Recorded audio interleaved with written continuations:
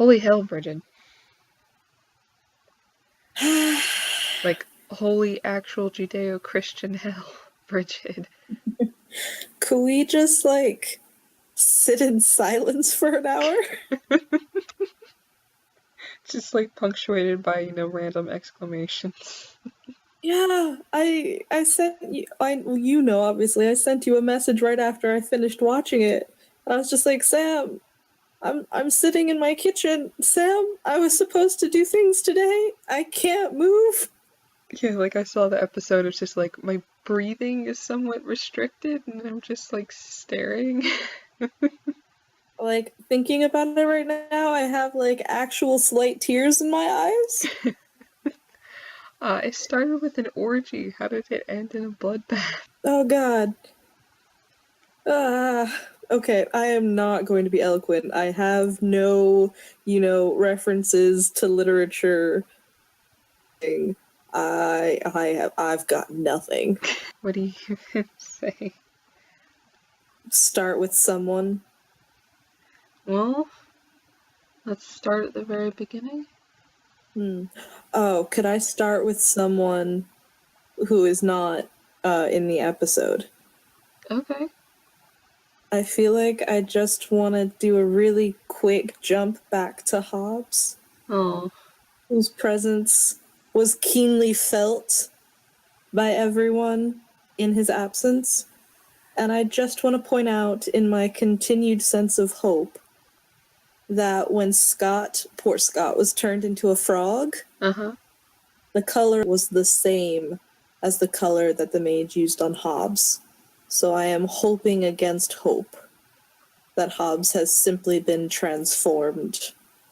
Okay, I didn't even notice. I am looking for any sign that Hobbs is okay. Any sign. Okay. And I figured we could start the episode with a little bit of hope. Before it all goes downhill. Yes. Yes. So, on that note. Let's begin. It started out so wonderfully. Well, it actually started out technically with a flashback. Right. Well, technically, if we can continue to refute each other, it started out with a symbol.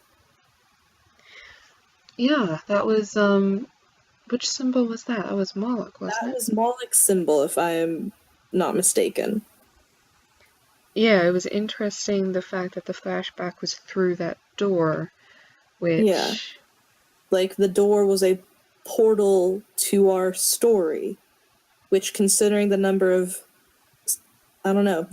theories that I've seen flung around about, worlds being created through stories and through dreams and through people's minds, it seems very funny Moloch's symbol would open us in as a portal to the Cardenuses and to Bergsburg. I mean, for me, I'm taking it as confirmation that Moloch is actually, the male infant that they found on the boat. Maybe that was obvious, but I did not make that. That would make perfect sense. I was being all abstract with it again. Yeah. By all means, if you have some abstraction. No, just I was thinking of, themes and parallels and things. And just, I don't know, I saw it as a reference to, maybe something in reality actually being a dream. But it really could just be that it was literally Moloch. Yeah, I mean, Moloch, Pollock, male infant. For me, it feels like he was the thing that they brought back from the boat that Arnold was so... That would make sense as an illusion. Yeah. As a reference right there. And if that's the case, then, I called it Superman Changeling Baby. Delivered by Skycraft. It was actually a watercraft. I still don't know what the name of the boat means then. That I don't know. I was more curious about the fact that the boat was there. Because there is, you can see like a boat in the mural mixed in amongst all the mage stuff. But it was never like clear enough to actually, make out what the context was.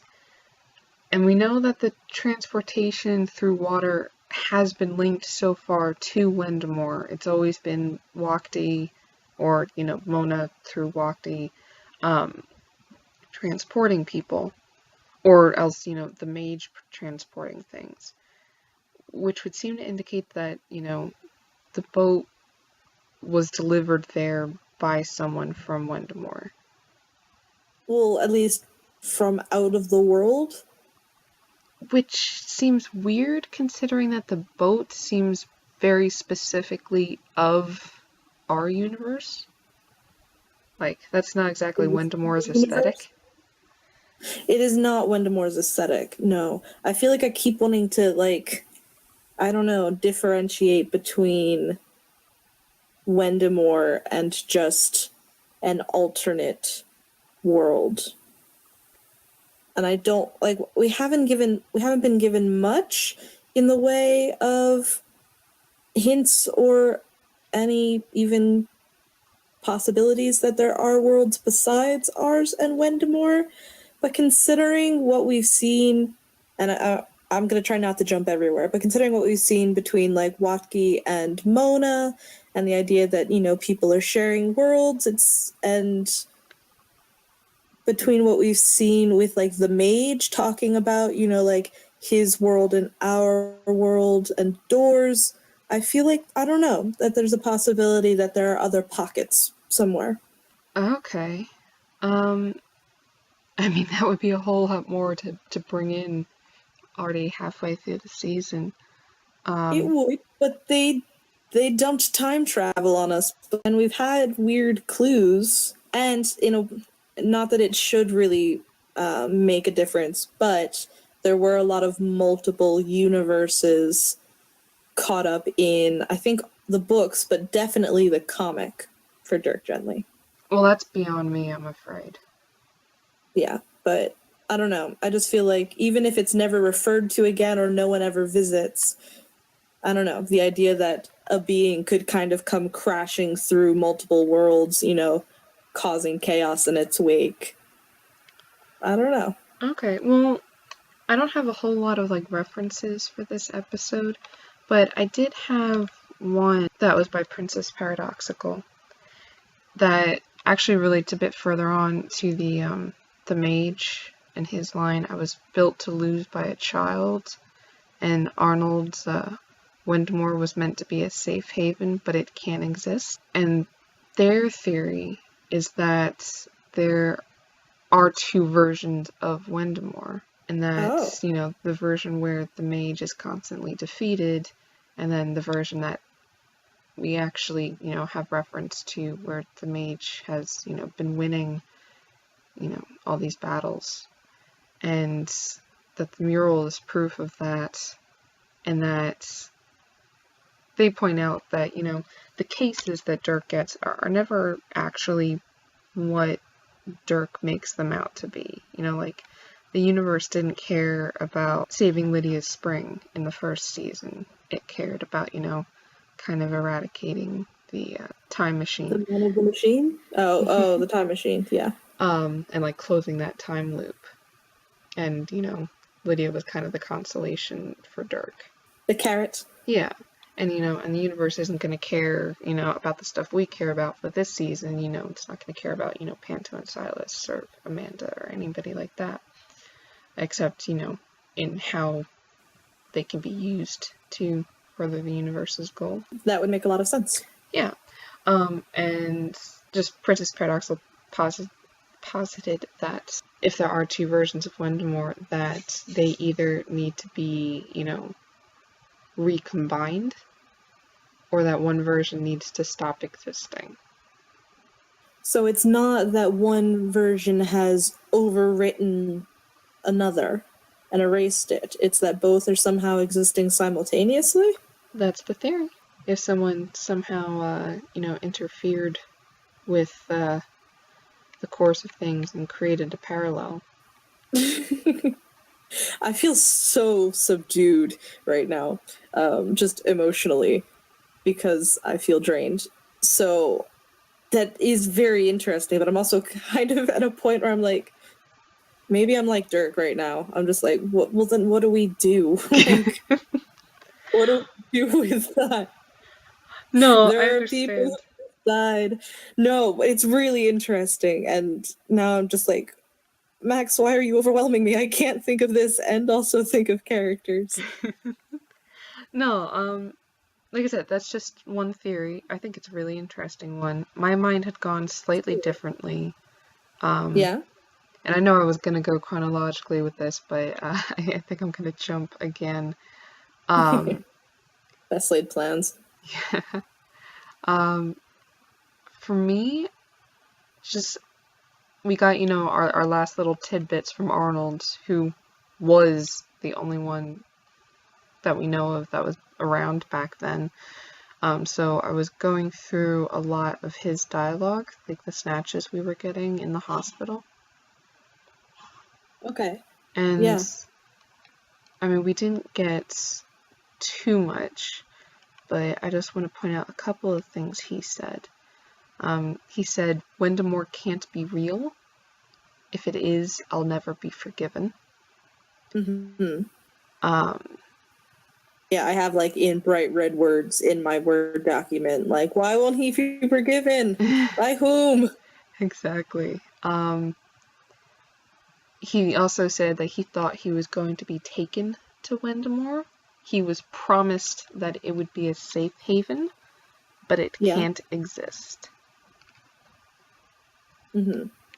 And then I have no idea if this is related, but this is all my fault. I betrayed him. And then the last thing he says, and again, don't know if this is related, we need to find another way. Now that last one could just be we need to find another hallway, but considering it was his last words, And he's not only finding another hallway, he got up out of his wheelchair yeah, and walked towards Susie.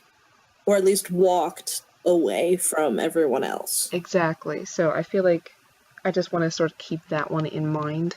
Okay. But yeah, so after, the Cardenas flashback, we have like a bit more of an idea of what's going on with them, and also with what Arnold was saying. At least why no one knew they had a child. Because it got delivered by a boat from the sky. Yeah, so the baby falling out of the sky. Yeah, so the chronology, the way I see it, is they were in Berksburg, they had the motel and the farm. There was already some, domestic unrest, and the boat and the baby fell from the sky. Maybe that was the first of the gifts, and, as long as they were getting nice things, maybe someone was hoping that they would stay on the land, and protect it from things like, Kellum in this universe. Just like you have the Tross protecting the forest and the other. That's true. Why would that land be important, though? See, that I still don't know. There's something in the land that means that we don't want Kellum, mining it in our land, and they don't want the Dangdamores mining it in Wendemore. Yeah, it's like there's nothing explicit here. We just have to kind of work around it. It's like it seems like a spirit or fate or some sort of malevolent creature does not want events to guarding. But going back to what Arnold was saying, I'm still going with my theory that Moloch is the infant and that he's the other sibling to Arnold. So Okay. the way I'm seeing it is, the Cardenas, get their skyboat baby. They eventually have Arnold as the younger sibling, and growing up, they're still beset with, the offers from Kellum, and also the gifts from the other worlds, you know, to kind of keep things in check. Or, you know, like to help sway them one way or the other. So the parents are fighting constantly over that, and meanwhile, Moloch is kind of growing powers, possibly, you know, reality-altering, most powerful subject Blackwing, you know, ever captured powers. And being a child, they manifest as, you know, like the hideaway in the closets, as, you know, maybe some slightly scary, you know, parents stop fighting kind of ways, or at least some protective towards Arnold kind of ways. And I feel like if that's the case, Wendemore, you know, they could have created it, you know, first just, you know, in their imaginations as a safe haven, but then possibly... Suddenly Moloch, you know, is able to say, actually, I can make it real. Yeah. I feel like that would make a lot of sense. Also, maybe the creature or Moloch or whatever didn't want people to sell the land just because Arnold didn't want them to sell the land. I mean, there's something to be said for how much a boy would like a space to run around and to play and wouldn't want to see their home taken. And if they were the ones conspiring and planning and coming up with how Wendemore was supposed to be, then of course a boy would say that the land was sacred and that nothing should be mined on it because it's his home. And I mean, there are definite parallels between, you know, the mine-happy Dengdemors and then the farm-loving Trosts and the fighting between them. Well, what if, since we said that, you know, Arnold said he wouldn't be forgiven, what if Arnold believed that Wendemore was just a story? You know, just like the mural on the wall. But Moloch was somehow manifesting all the stories they were telling, all the ways the mage was defeated and everything, you know, in actuality, in, you know, this other universe. And then in 67, we don't exactly know what happens. Technically, we know there was a fight, but Arnold didn't actually confirm that his mom killed his dad. No, he just said, I lost both my parents. Yeah, like, especially because Todd explicitly said, you know, like, so your mom killed him, and he just kind of, you know, curled back up. Yeah. So we don't know exactly what happens. The fact that, you know, the dad was in the tree and the mom's car was in the other tree, still feels like, you know, other powers were involved beyond just a domestic dispute, even if that's how it started. I agree. Yeah, so it would make a lot of sense. Maybe Moloch or whatever it is sees that the boy is upset and decides to finally take it out on them. And I feel like that would be a reason why Arnold would blame himself. Yeah. So Arnold blames himself for the parents dying, and also I feel like if he sees, you know, his protector, his, you know, older sibling, doing that to his parents, I feel like if he reacted and somehow not took out Moloch, but like maybe, you know, caused him to fall into a coma, you know, after the parents were killed, you know, like hit him over the head with the vase or something. Yeah.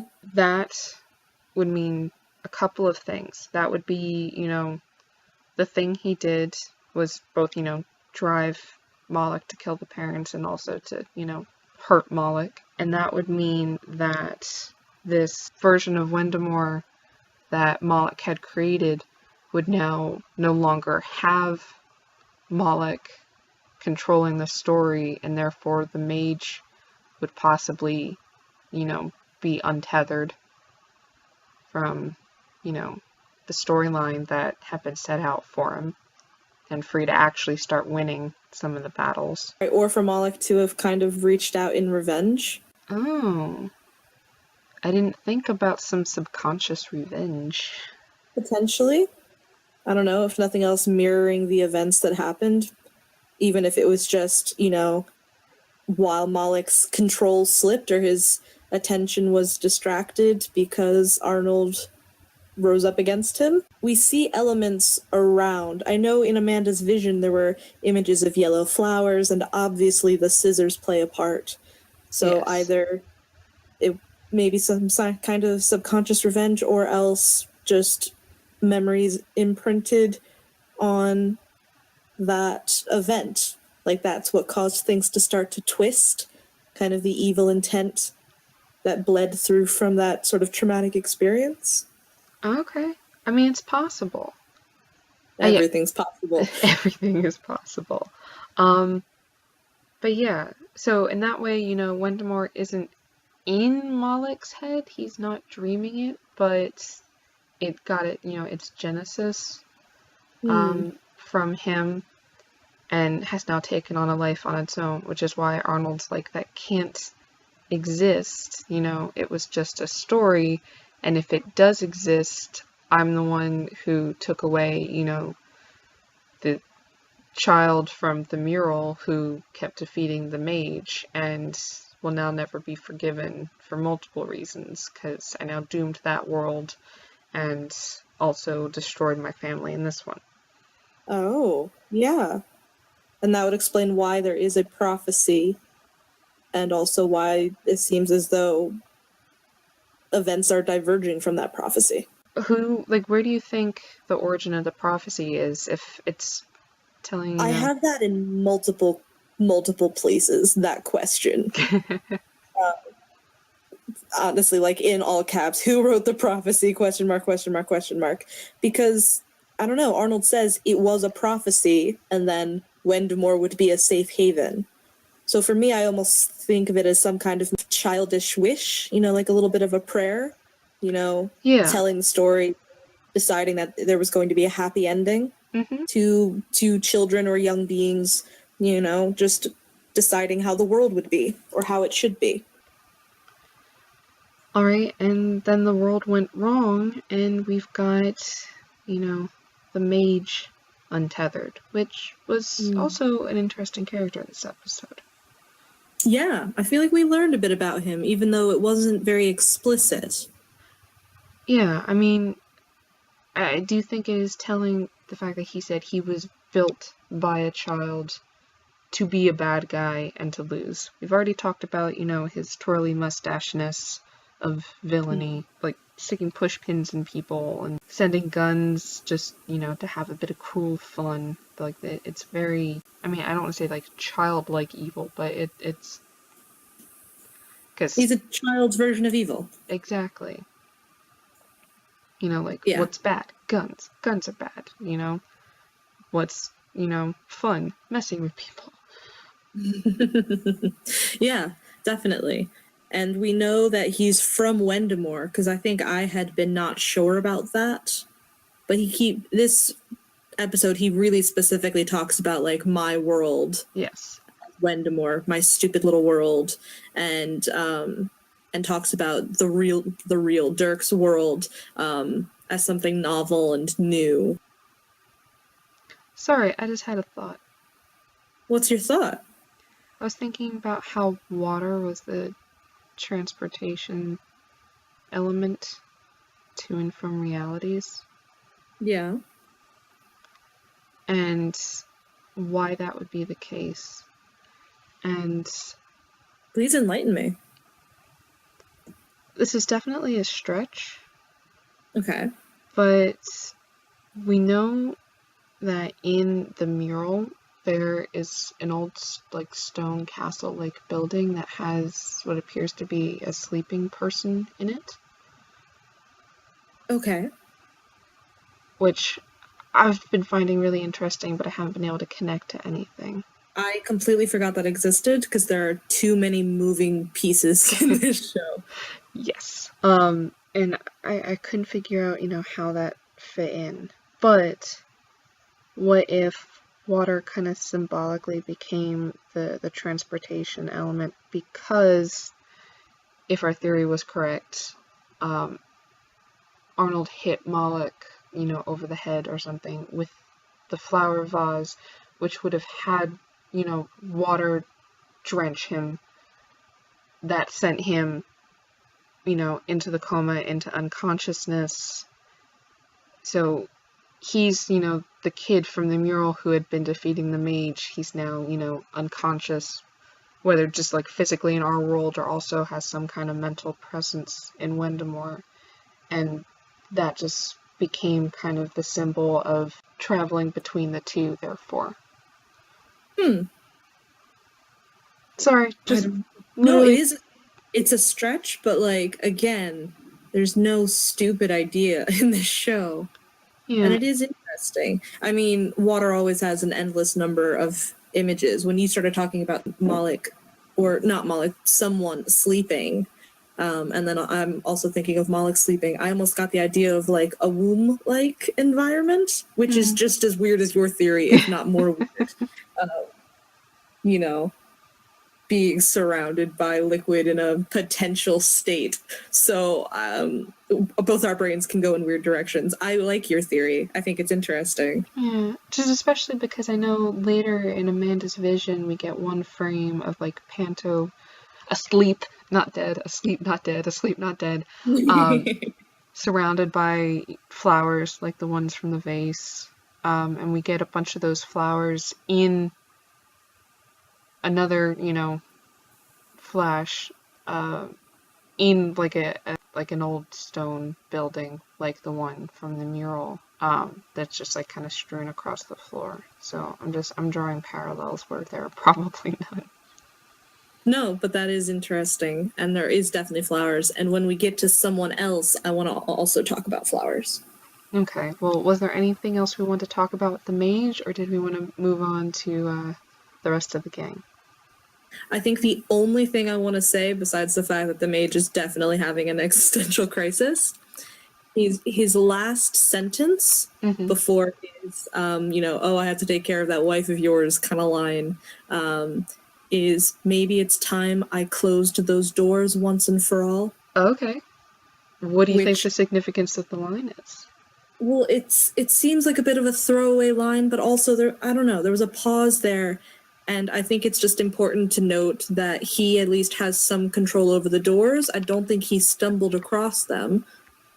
He seems to have created them, or at least is able to close them. Oh, okay. So again, tiny line, but I feel like that's an important significance. It's not just people like happening to fall through time and then be like, hee hee, another world for me to destroy. It's there's some intentional thought behind it. And it could just be he wanted another world with which to steal weapons from. I feel like it also, again, points to this idea that maybe there are other worlds that people have created, and he just chose ours for guns. But in any case, even without that kind of stretch, just the mage can control the door. That's all I wanted to get out. Okay. Anyway. If we go back in time then to the beginning of the episode, I guess that would be talking about what, Scott and Susie? Actually, technically it would be Blackwing or the police precinct. Ah, okay. I couldn't remember. You want to talk about the police precinct? Yes, let's go to like fun things before all fun of these. Well, I think something about this show is it's always glitter and fun, and then it's just covering a whole lot of angst and sadness and brokenness. I mean, this episode ran the gamut. Like, it did. It really did. And it felt so natural, and I had no idea how they managed to include all the things that they included in the different tones that they were in one episode. Yeah. Just masterfully done. My emotions were all over the place. There was one post you sent me, and I can't remember the person right now, I'm afraid, but they said something along the lines of, how is Dirk able to make me want to laugh and also cry at the same exact time? Yeah, that's him. I felt that. Yeah, I felt like adding cringing into there, it's like laughing, but also cringing, but also just wanting to weep openly. Yeah. Speaking of him, we opened up with him in a prison cell with Bart. So yeah, he somehow through all the shenanigans of last night, he wound up with Bart. Which I find very interesting. Me too. Because everyone was basically reaching out in love to other people, and he found himself spending time with Bart. Yeah. Not anyone else, not in a I've stumbled across you kind of way, but in a almost purposely remove people in order to find Bart. Yeah, she seemed kind of upset that suddenly he was scared of her again, because I don't think he was acting afraid of her before. Yeah, if nothing else, I think that love spell was probably the last, unterrified moment that Dirk is going to experience for a while. Well, why did you have to say that? Oh God, why? I'm sorry. But just, and I think it's interesting, he reached out to the person who was most like him and could most kind of understand him. Yeah, and she even said, I think either in this episode or the previous episode, that they're both trying to do the same thing now. When he was still scared of her, she's like, you're going through the same thing as me, which I actually found interesting because in some ways, they're both trying to kind of define their relationship with the universe, and possibly, break away a bit from it more, but also there were some really serious, like very obvious juxtapositions with the two of them in this scene. Yeah? Yeah, just between, like their styles, their speech, their outlooks. You've got, fur coat versus, like prison uniform and just like the mess that Bart usually is. Extremely articulate versus plain spoken. Very emotionally racked versus calm. You've got Dirk is, physically trapped by his relationship with the universe, and also literally trapped in the conversation. And Bart can just, one, kind of choose to leave at will, but also she has chosen to kind of grow and to define herself more. It's not driven by, desperation. It's just sort of driven by, like, her own desires. Now that she's starting to, consider what she wants. And the way you think about it, Dirk, is clinging to his identity, as a detective, his name even, because that gets brought up in this episode. And that's his bedrock. That's what he's trying to build a life on, in opposition to the universe. Whereas Bart just kind of uses her position, like any kind of weapon or tool that she just like picks up, and she has no fear about discarding it, He's, like, I'm a detective. I'm a holistic detective specifically. And she's just like, I'm an assassin. Like, I'm just that. Yeah. I feel like I just want to say yes to all of that. But I also want to just point out that that's reflected in their language. That Dirk is using overly complicated language, something about like a bastion of eloquence or something. It's a lot of bluster and it's a lot of words to basically obscure what Bart says very directly. Yes. She has she doesn't use fancy words, but she has an understanding of what's going on and a willingness to sort of just state it baldly.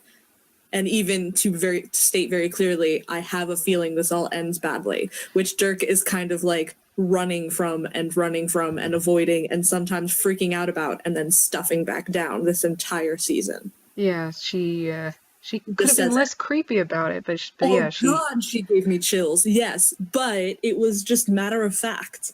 Like, this, I know this, We all know this. Why? Yeah, you can make fun of me and try to put me down because I don't use the same number of words as you, but your words are distracting you from the fact that this is reality. And I do find it interesting that Dirk says that it was a mistake. Coming to see her, coming to, I don't know. Well, I mean, I don't know what. that could have just been out of fear. Just like, nope, shouldn't have come in here. I was under the influence. True. Yeah. And let's all just take a silent moment to consider the all of the friends who were there, like, yelling and talking and complimenting each other and grabbing each other's butts. Yeah. Just, I also love the idea that she used, complimenting each other, because I'm just picturing just, like, a bunch of, like, love-struck, strangers, just, like, positive affirmations. And I want Dirk to hear nice things. I want Farrah to hear nice things. Me too. Although, can I say, like, he doesn't seem like he was in the room very long, so I don't know if anyone was giving him positive affirmations, or they didn't get a chance to. Well, I feel like he probably just kind of stumbled in to Bart, at the end of the night. I hope so, after having an entire evening of, you have gorgeous eyes!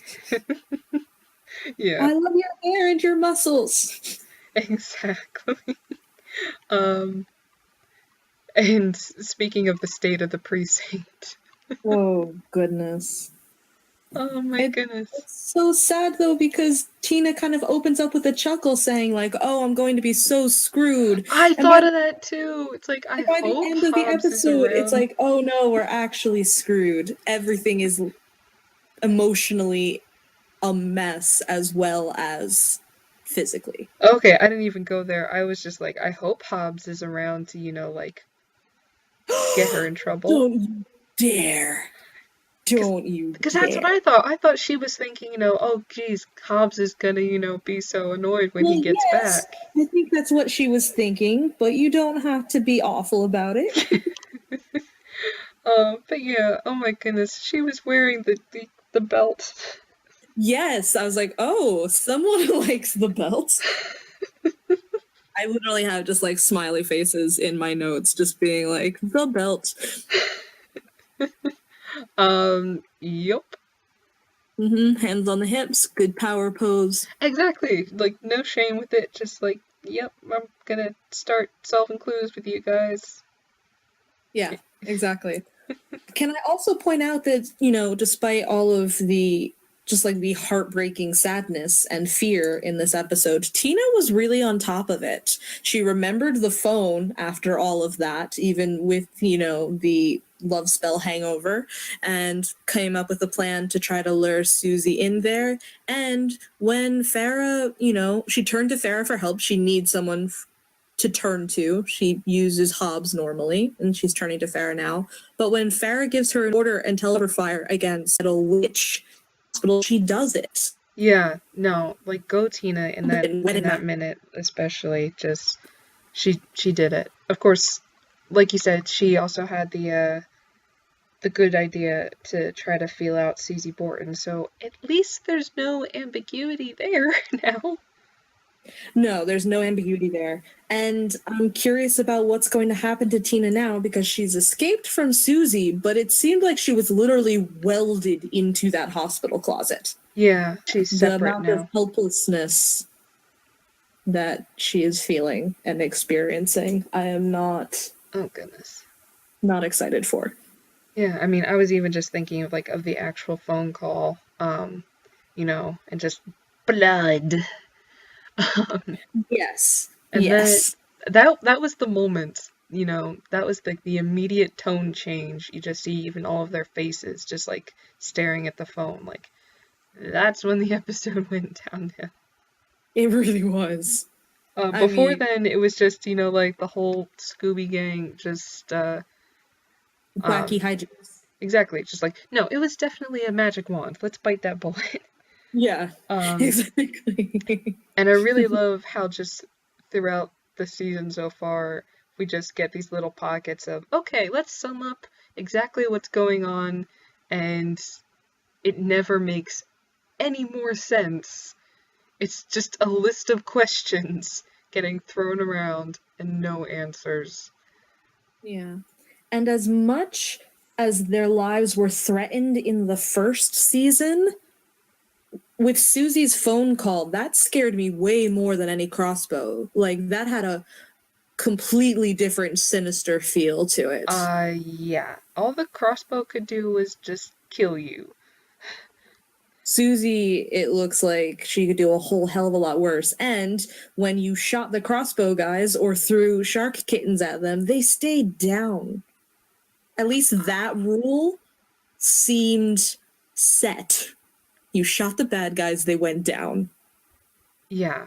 Whereas I mean, back in the precinct when they were all like, okay, we're all in grave danger, like actively in danger, at least then the worst thing that Dirk was thinking of was Blackwing, which was a whole nother thing, because, like, you're all in danger, and it's my fault, and I feel like he was just, like, okay, I've been through this before, how do I keep you all alive?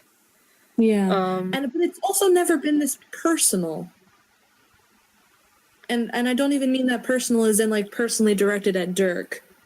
Susie is not a casual villain. She's not getting rid of people because they're just in her way as part of her grand plan. She's seeing all of these people as a personal insult to her. She talks about them making her small, about their negative attitude dragging her down, and even says specifically to the group, but I think also talking at large, you laugh at me. Oh yeah, there are definitely some baggage there. There's baggage, but it's such a creepily personal hatred. Yeah, I mean, like, she's literally trying to kill Dirk specifically. Not because of what he's doing, not because he's interfering with things, just like, nope, you. You are the symbol now of everything that I can't have and all of the people who have laughed at me in my life. And her saying, I'm magnificent, it just gave me chills. Yeah, like some kind of, like, positive affirmation sort of ritual turns very, very creepy. Because it's basically, in her mind, it's now been equated that her positive affirmation means the literal destruction of everyone else. Yeah. She couldn't silence anyone else's voices, especially the book club, when they were talking about how she was the bad guy. Mm-hmm. And it became like self-preservation, the only way that she could maintain that she was the good person was to literally remove those dissenting voices. Exactly. And it's Dirk and that crew are those voices. Yeah. And it's really interesting what they've done with her character development, like, as a villain, because, you could see, like, okay, yeah, this season has, a witch apprentice person, and their villainy could be, very abstract or very just, like, evil for the sake of it, but everything she's done has been really rooted in the character, just the way she's, reacting to the people she's taken out. Honestly, like, for me, just like when she started saying I'm magnificent, I did get, like how much you want to bet there were post-it notes, in her high school locker that were just like, reminder, you're magnificent and all that. Like, it feels like a very fleshed out character. You see the motivation, you see how it's developed. I think that's what's so creepy about it. Exactly. Like, she's a real person. Character. Yeah. She tells us so. She's real. And nothing's going to stop her because it's so personal and because there's so much baggage. Exactly.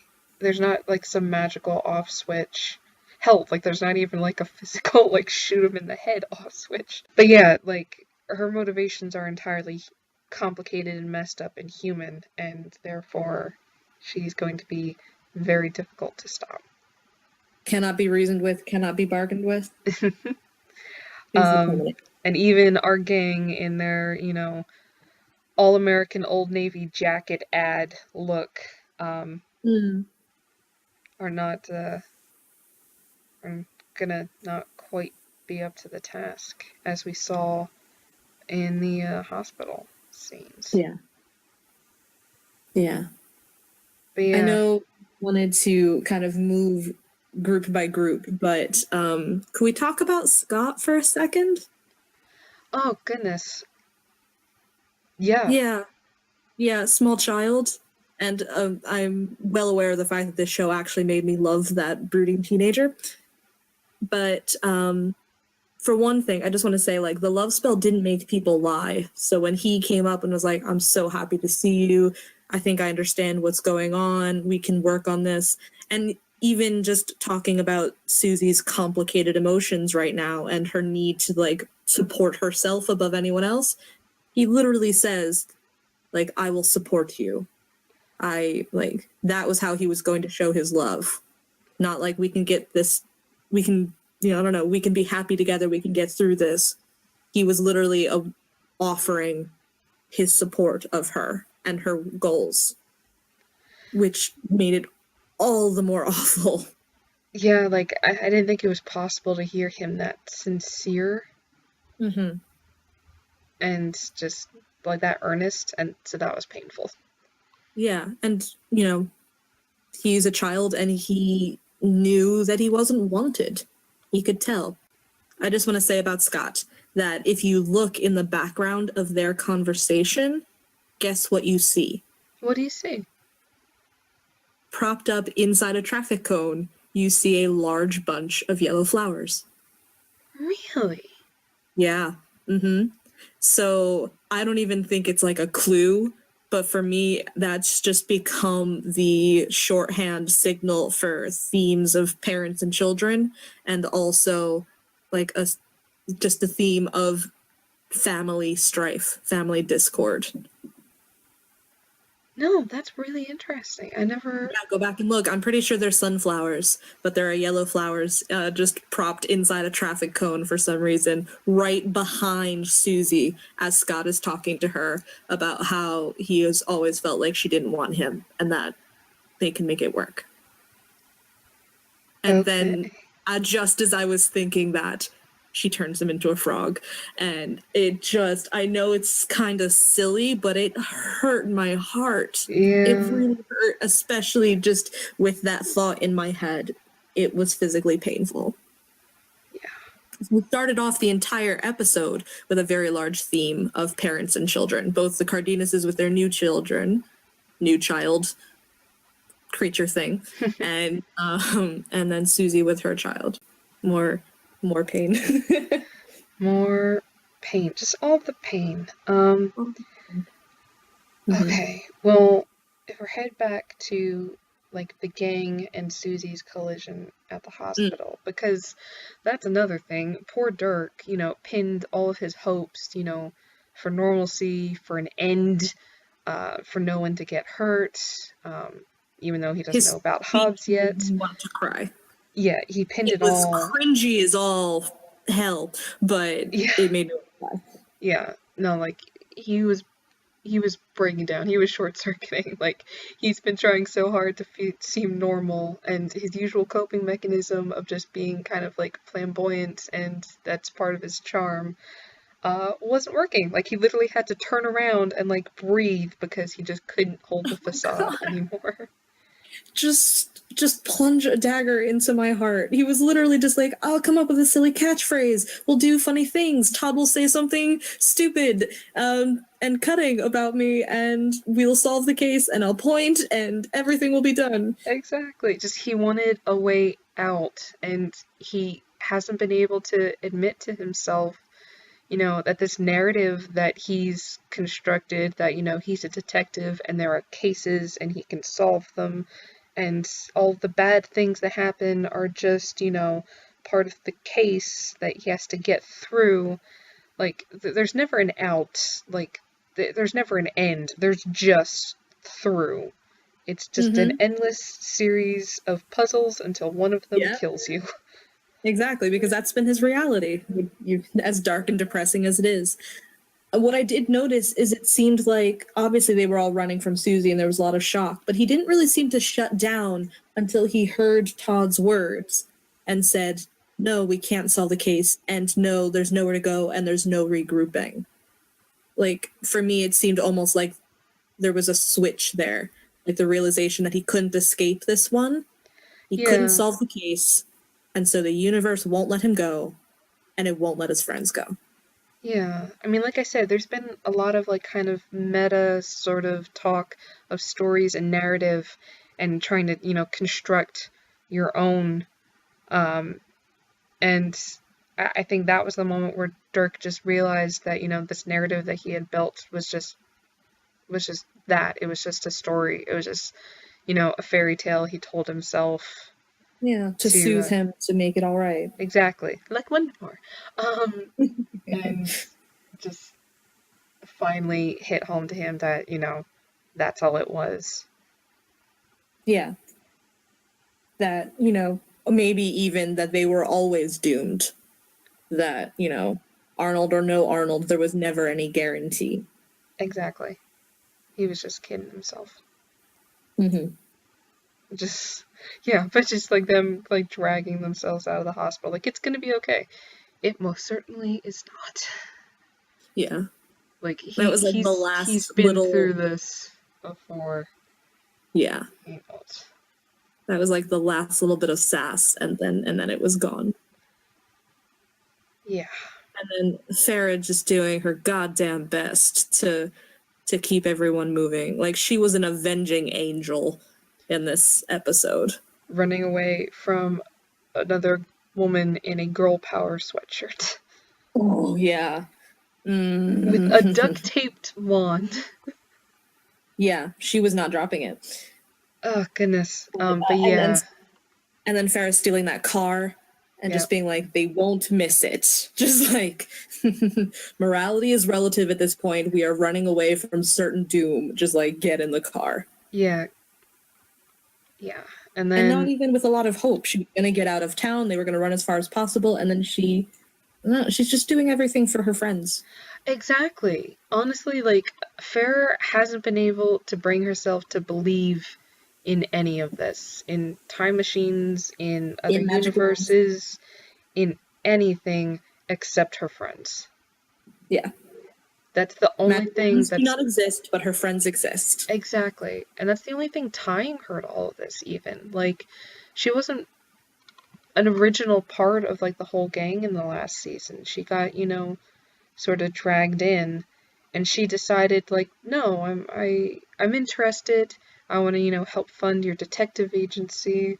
And then, like, okay, you're having hallucinations and Dirk has been captured by the CIA. I'm gonna go on the run and become a fugitive from the law. The one thing that I have prized and cherished above most other things for my entire life. And, run away from my family and drag you guys back together. She's only just accepted this. She's only just decided she's one of the freaks, and it was amazing and so affirming.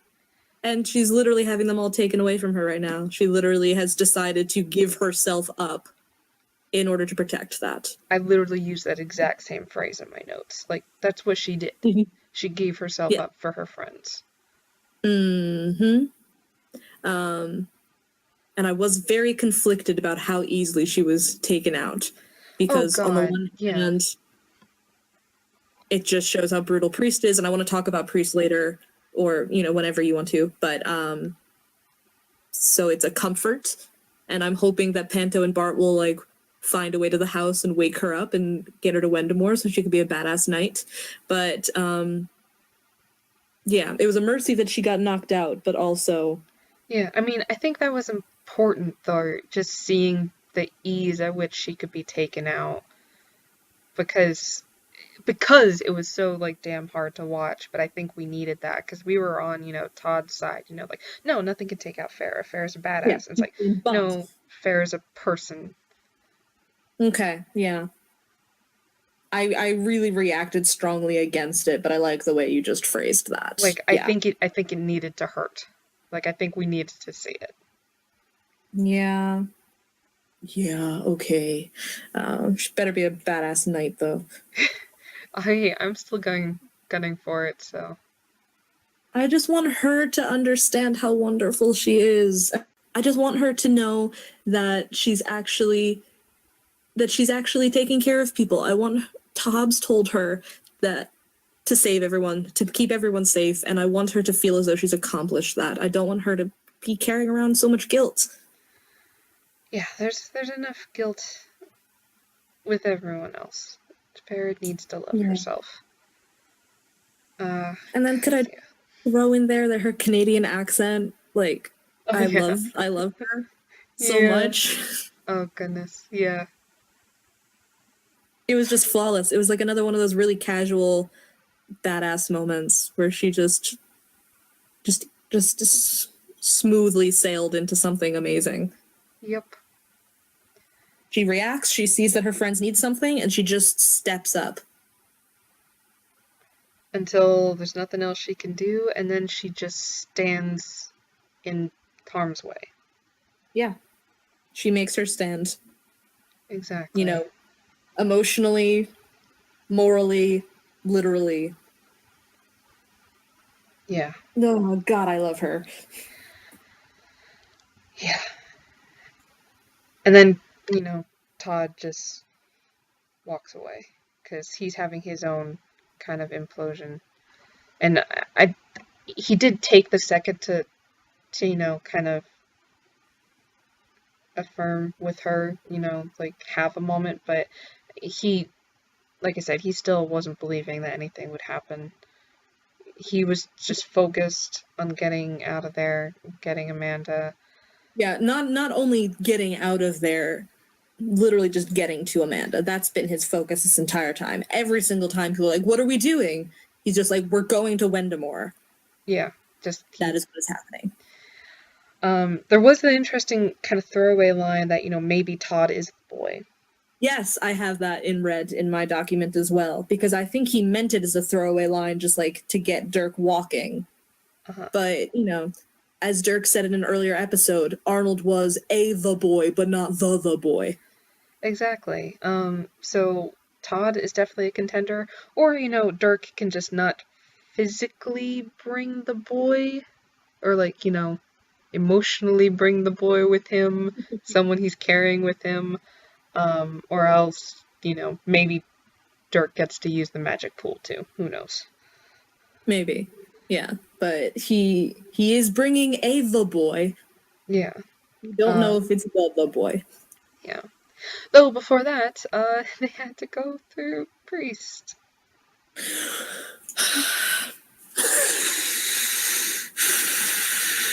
Yeah.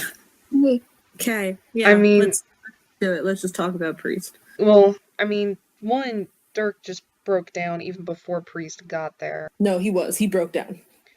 Yeah, the way I saw it, it was almost like, the trolley problem? Yeah. Where, like the thought experiment, where you've got a trolley heading down the track where there are workers, and it'll kill, like 5 people, or you're standing next to a lever and you can have it switch tracks, but there's, like 1 person on that one. And it's like either you or a loved one or just a random stranger or a child or version you're running. Yeah, but like the entire thing is like it's an impossible question, and whatever you do, someone's gonna die, and is it better to act and somehow mitigate the loss, or is inaction the only possible, right answer, because at least then you're not. And I feel like that was what came into my head when you saw Dirk just collapse, because, every action he's taken has led to death. And I feel like inaction was the only way he saw to, not kill everyone. That's really interesting. Or just like to not bear the responsibility. Exactly. Of their blood on his hands. Exactly. No, that's a really interesting way of putting it. Yeah, you see a train literally coming for you or for someone you love. Or, a CIA assassin. Or a CIA assassin. And so you just have to lie down and close your eyes and pretend. That reaction like the getting onto the bed was interesting in and of itself. He left his defensible position in the corner and moved like on a almost platform in the middle of the room, clear visibility, and then just like gave up, which broke me. There was literally no point in fighting. Literally his best friend in the entire world was going to die. Yeah, and like his reaction was to make himself more accessible to Priest. Exactly. And I think we all noticed the like present tense, you know, like, I'm sorry, Todd, now you're dead too. Yeah. Like, not even like you're going to die, you're dead. It is just a matter of reality catching up to fact. Like, exactly. And I did have one thing I wanted to reference because go for it. I could just, you know, babble emotionally about that without getting anywhere because that whole scene. But on Tumblr, you've got someone, Kieran fucking Walker. Awesome. Hi, Kieran.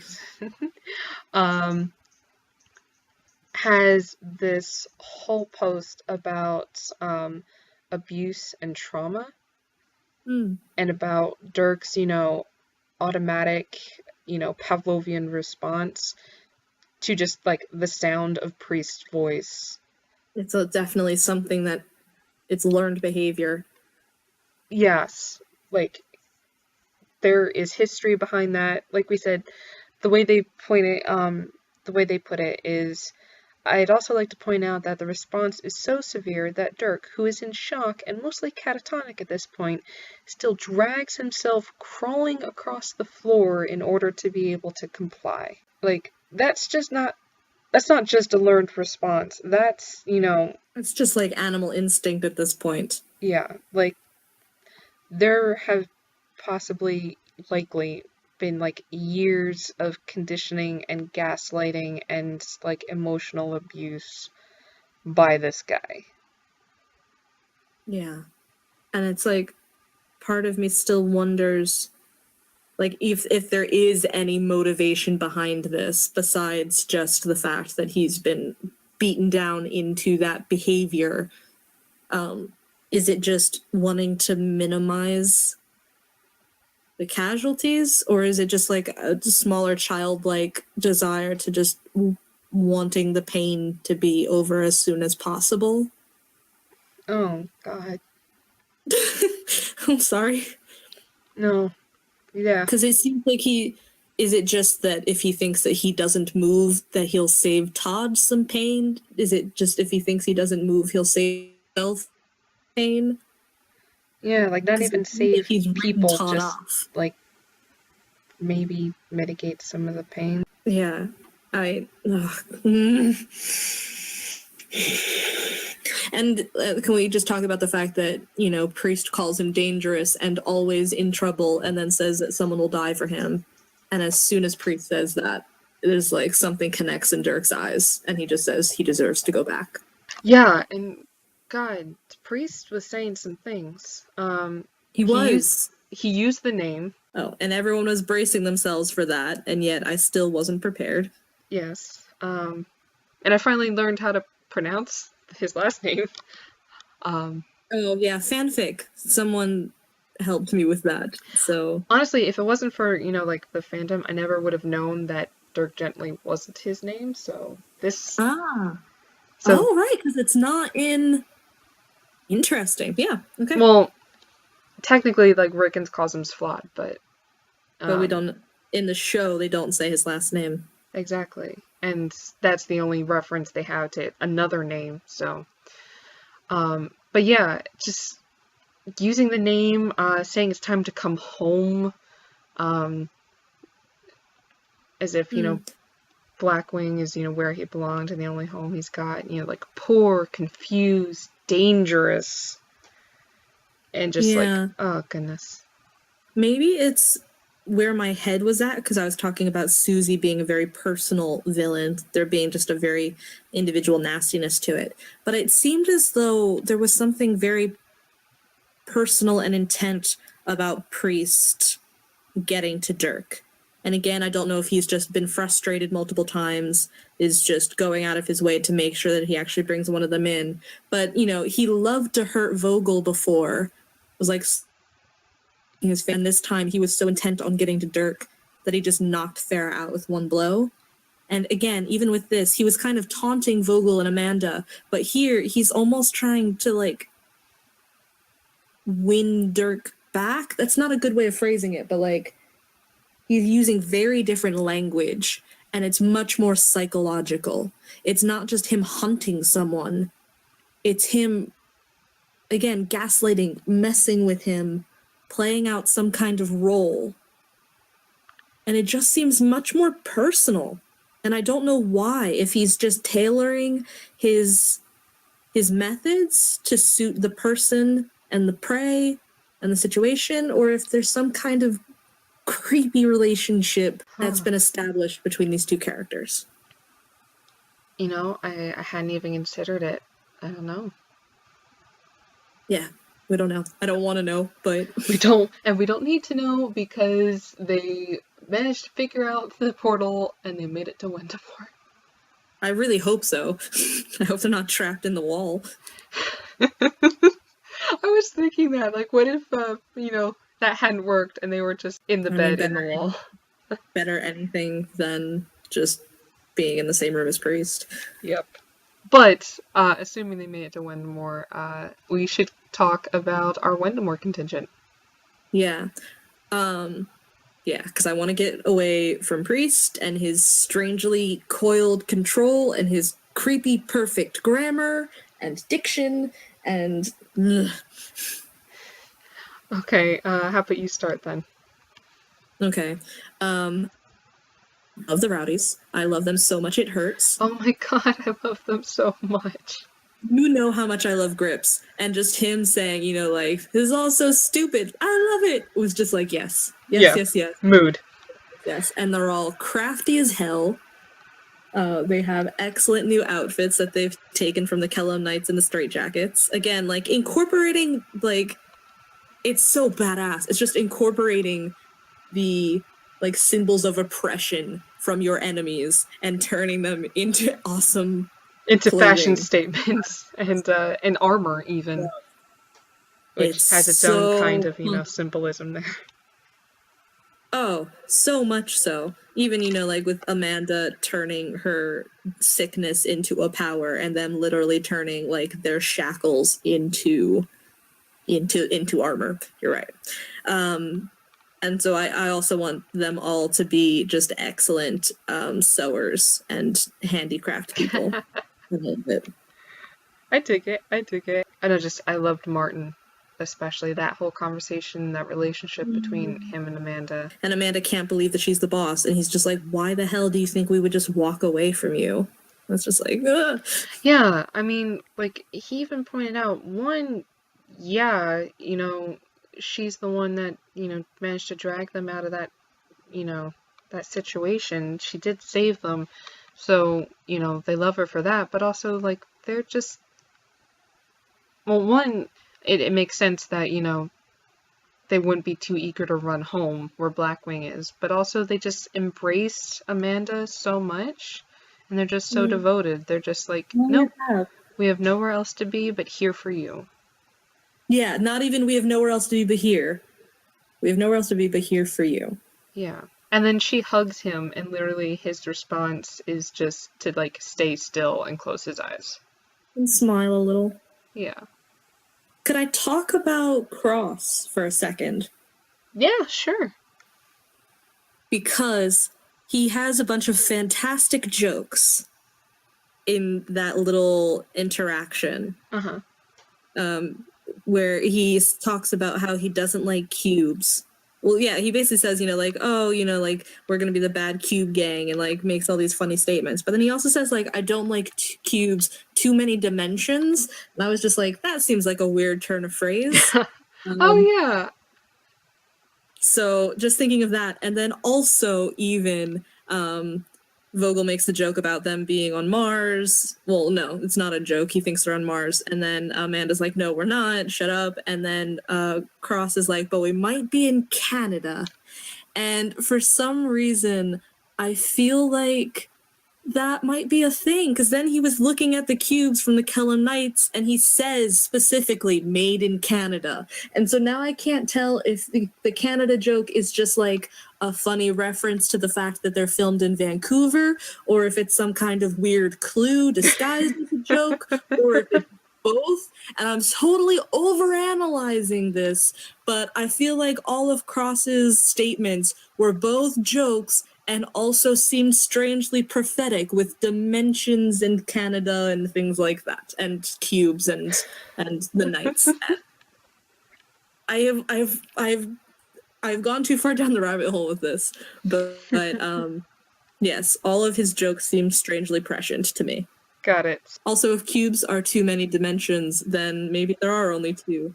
Being silly. No, I do like the pun. No, but there were a lot of great, just like kind of moments that were funny on the nose of it, but also, kind of emotionally resonant too. Like, as much as I loved the that whole scene with the Rowdies and the Cubes and Amanda and Martin, I also really am liking the Wakti and Amanda dynamic. I know I was talking a big game about, Wakti being suspicious, and I'm not ready to entirely abandon that. I don't know if she's on anyone's side except the universes. Yeah, like, I feel she is an agent of, she has, some skin in the game, but she might not be malicious. I don't know. I don't want her to be. And it might not be that simple. Yeah. Like, I feel like it's not, like, good side, bad side. I feel like she's just kind of, like, on the forest side. Yeah. I still don't like her saying to Amanda to literally separate from reality, but I also... But she did expand upon that a bit in this episode, where just, kind of separate, like, control your reality, which gave Amanda some agency. Exactly. Like, giving her control back of, her gift and her curse and her illness. That's true. It was harsh, but she literally gave her a way to control her own sickness. Yeah. So that was good. Plus, I thought you were punk. Yeah, that was funny. Was just a brilliantly delivered line, but also, way to reach her where she lives. Exactly. You know your audience, and just them touching foreheads at the end when they had finally figured it out. Yeah, they're just both so, like, amazed and pleased, and it was just a great moment. Plus, it was really interesting, making your illusion your reality, which is what everyone else has been trying to do this season, and Amanda is just, actually making it manifest. That's true. And Amanda's not going for any, like, mood boards or touchy-feely nonsense. She's like, no, I literally hallucinate a knife and then I'm going to make it exist. Yes. Like, very, very punk. Very, very punk. Yes. And we also now know that Watki can't see everything, so seems much less like a puppet master if she can be believed, and could only really interact with Amanda's world through her friend, Mona. Exactly. So, like I said, possibly not, an agent of evil, but just some kind of player. Yeah. We should also possibly touch upon the fact that Amanda had another vision. Yes, and I only know some of it, but I know you had found someone who kind of broke it down. Yep, well, I do have a source with a breakdown of Amanda's vision, so I'm just going to go through that real quick. Okay. So, we've got a kind of smirking priest, which is, not good. It's kind of like in a stark Blackwing-like environment. We've got, like I mentioned before, Panto kind of lying on the ground, asleep, unconscious, not dead. Oh, God. with more of those flowers kind of strewn about him. Yeah.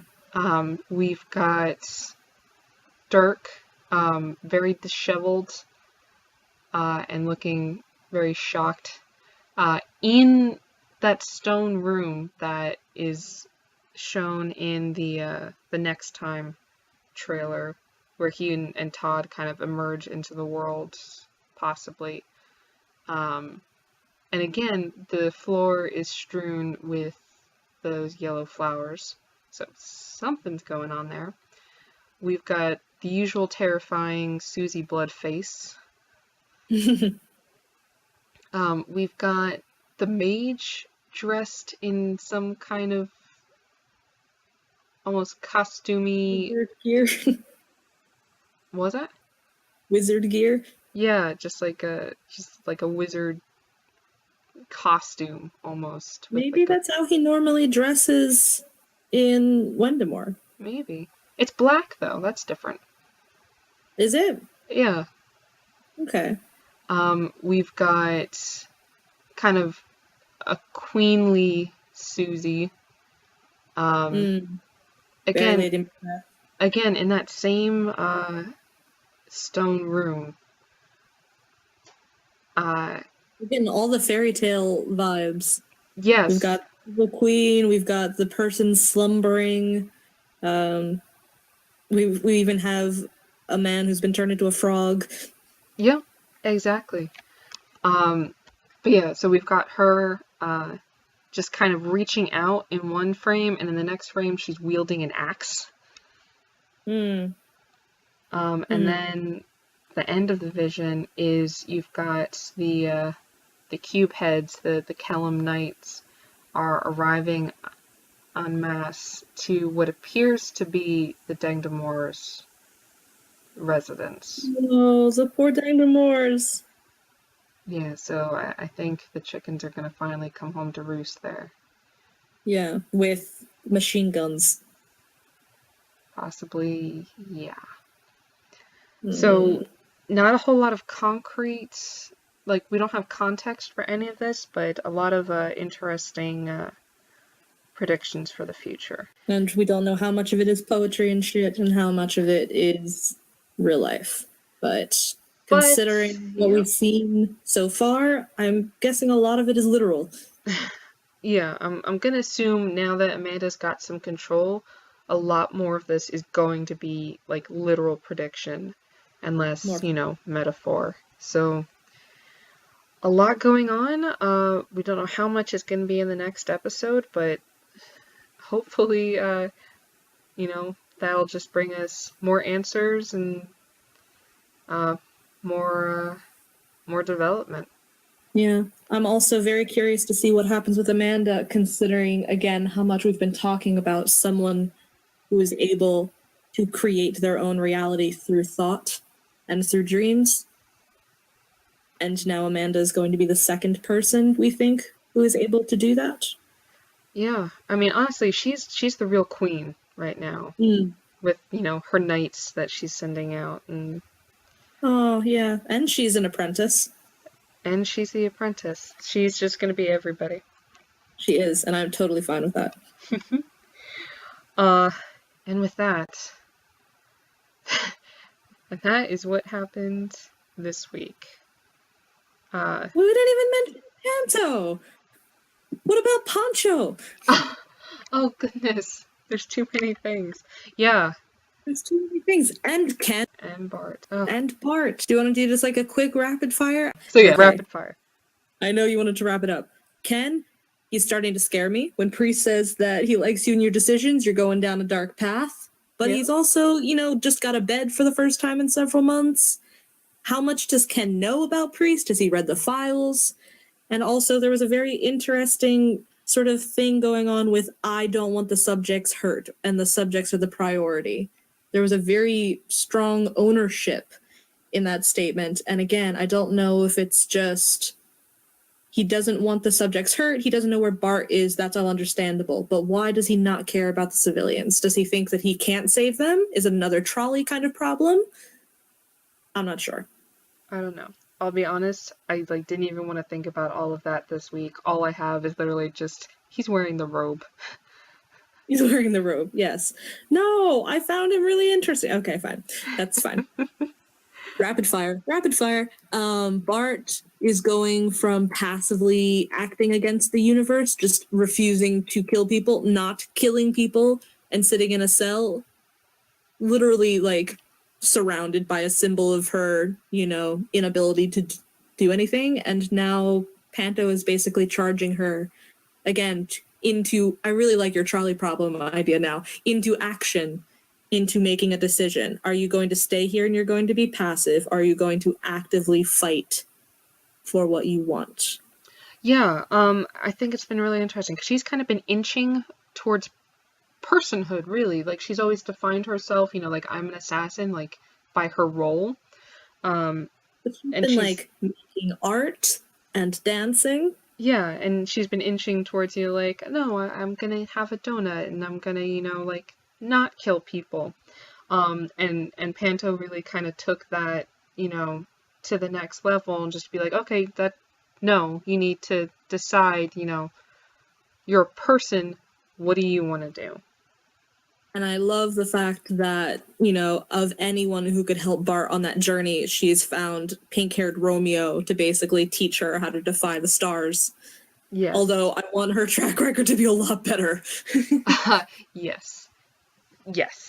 But no, that relationship continues to be incredibly surprising, but also incredibly rewarding and enriching. So I love Panto, and, as smart and clever and resourceful as he is, we know he's, not just trusted everyone immediately, but he's also been incredibly patient.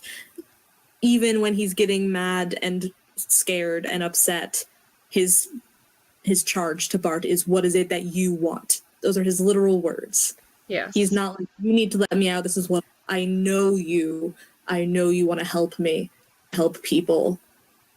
You have to make a choice. He is a very different kind of hero, and I love him. Yeah, a lot more than I thought I was going to, actually. Me too. Okay. Now I'm good. Now we can stop. Okay. Well, with that, we've talked long enough. This has been Chasing the Rabbit for Girl Power. Please join us next week. Episode, I'm gonna be comatose. Yeah, I thought last week, I thought that was the top, and then this week, killed me even more. So, God, please let us rest. And with that, see you next week. See you.